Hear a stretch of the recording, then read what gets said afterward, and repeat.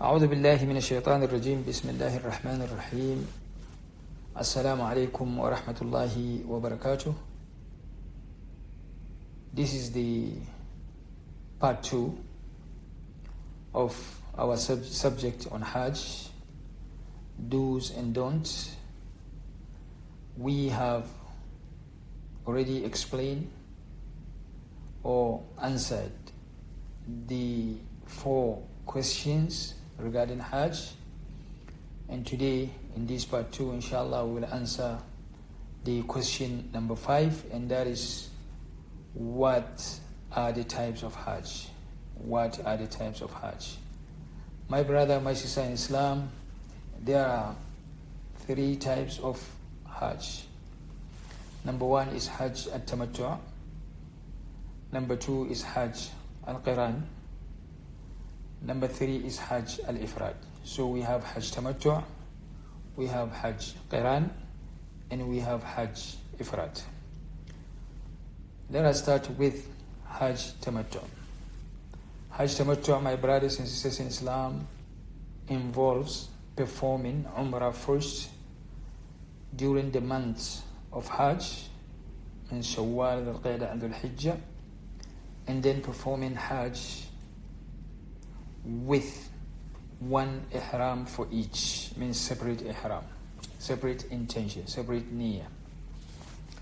So let us explain.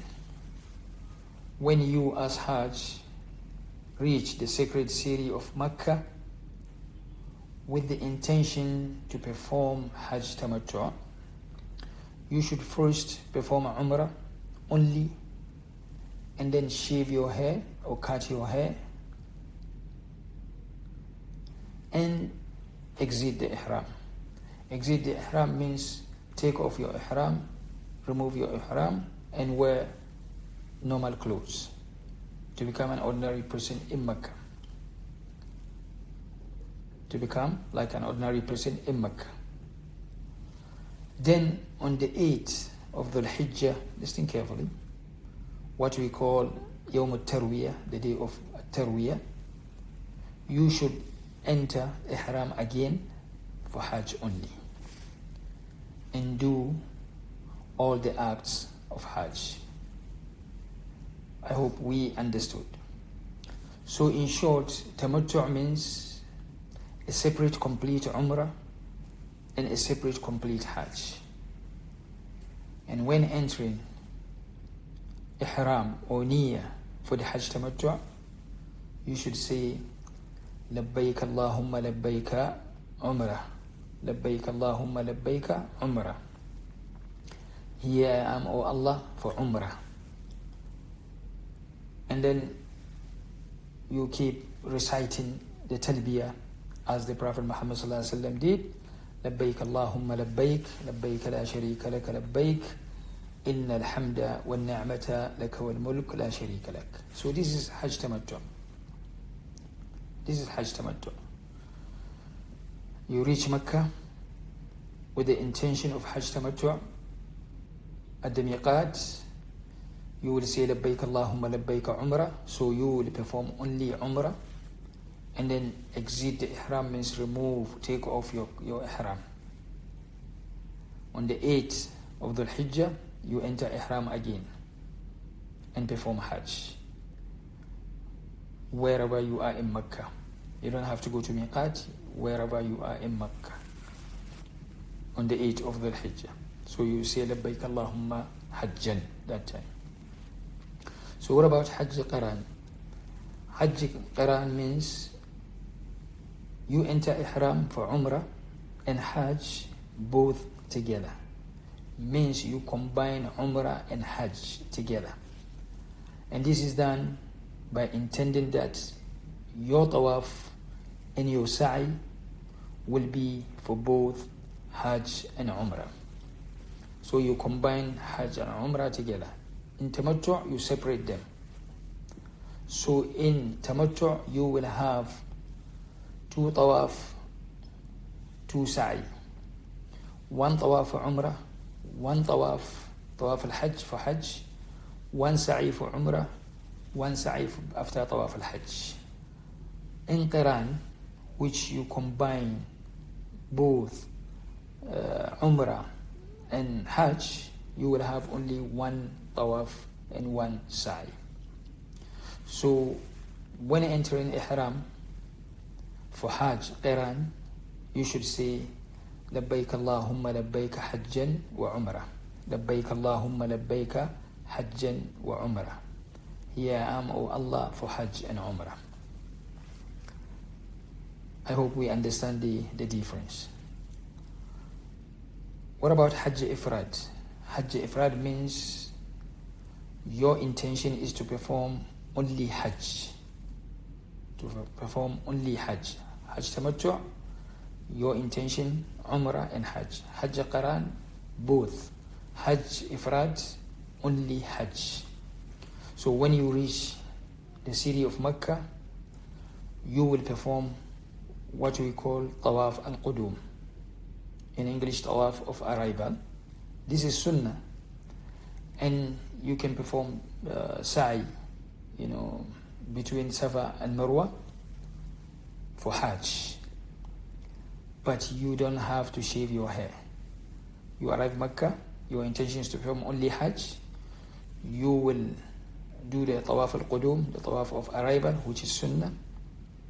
And then you do your Sa'i between Safa and Marwa, and that Sa'i is for Hajj actually.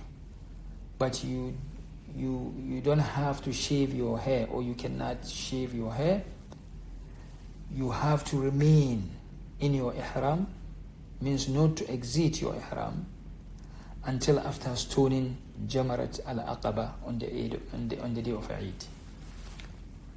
So you reach Mecca, you do the Tawaf al-Qudum, Tawaf of arrival, you do the Sa'i between Safa and Marwa. After you finish Sa'i, you don't have to shave your hair. You cannot shave your hair. You have to remain in your Ihram until after stoning Jamarat al-Aqaba on the day of Eid.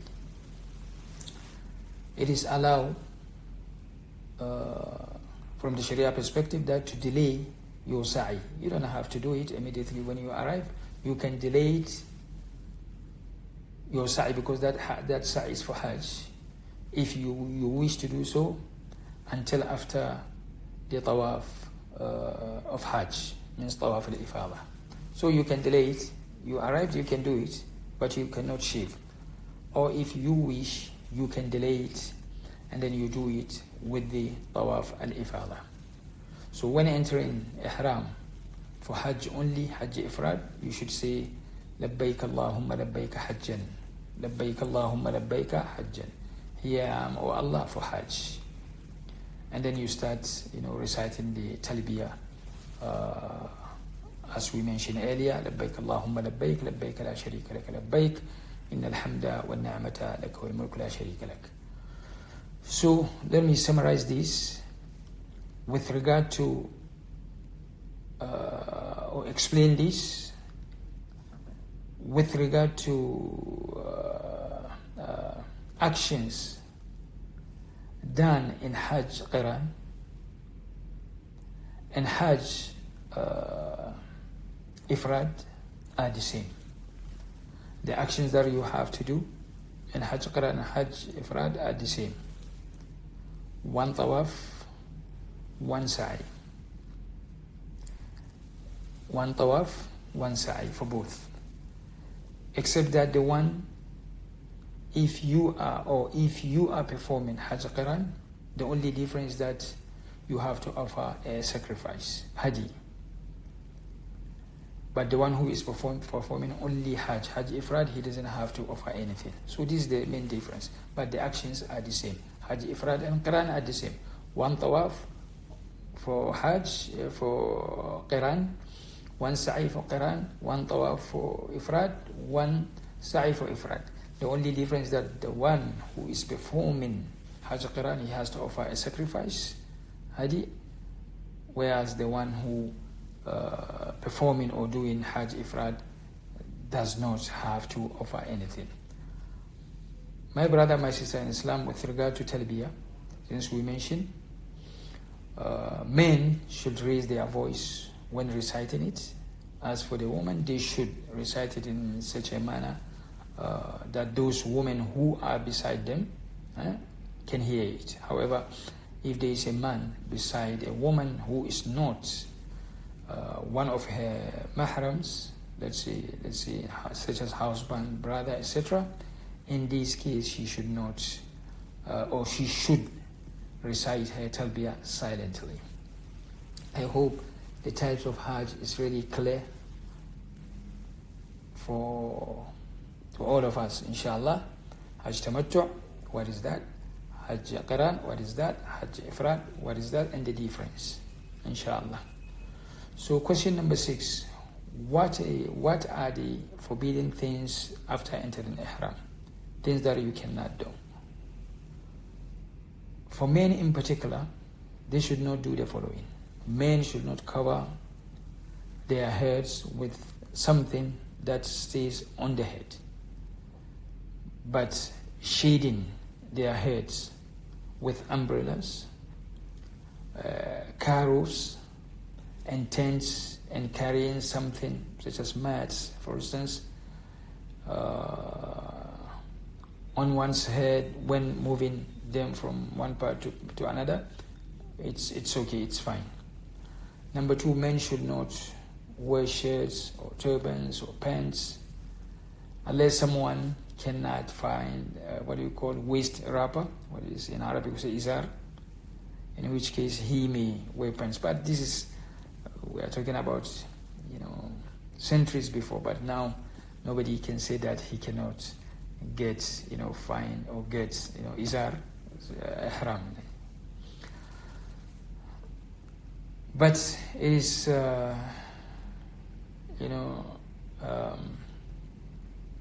allow or permissible for men to wear sandals, rings, eyeglasses, and hearing aids, and wear, for example, wristwatches, to put watches on string, for example, chains around their necks, and to wear, for instance, money belts, etc. This is allowed for men to do. Also, it is permissible for men to wash with unperfumed soaps,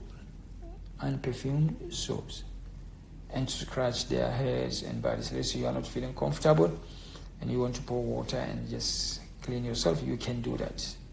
And if any of your hair, for instance, fall unintentionally as a result of scratching your hair or whatever, inshallah there is no problem with this.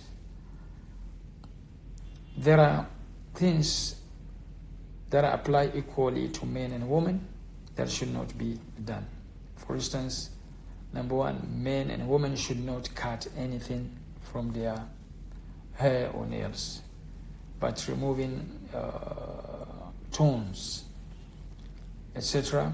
is fine, even if that results in some bleeding.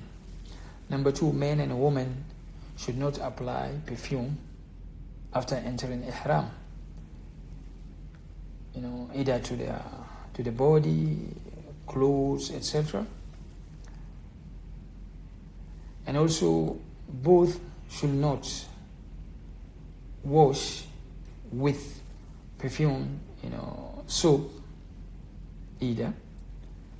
But if any traces of perfume remain from that which the man, for instance, or somebody put on before entering ihram, that should not be a problem, inshallah ta'ala. Also, both men and women should not hunt animal. Number 4, men and women should not have intercourse. This is very great sin. This is very serious. Having intercourse during the ihram time, during Hajj, is a great sin. Right? So they should not have intercourse, or they should not have also, enter into a marriage contract for themselves on behalf of somebody, or they should not, arrange marriage for anyone. Also, man should not propose marriage to a woman for himself or on behalf of somebody. So these are the things that, men and women cannot do after entering ihram. We mention things which are particular, for women, and we mention things that apply equally to men and women. I hope we understand this, inshallah ta'ala.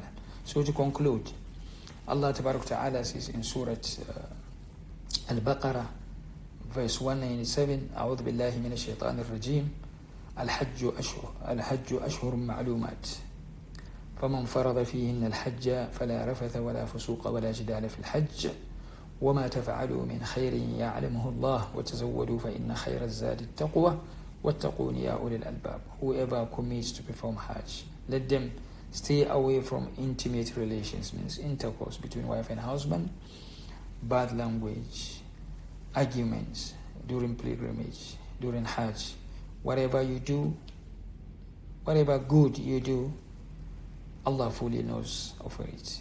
Take necessary provisions for the journey. Surely the best provision is righteousness, at-taqwa. So on this basis, my brother, my sister in Islam, as Hajj, you should adhere to that which Allah Ta'ala has enjoined, such as praying on time in Jama'ah, congregation, and avoid all that Allah Ta'ala has forbidden of bad and immoral speech. You should avoid, sin, at this sacred place, Mecca and Arafah and Mina.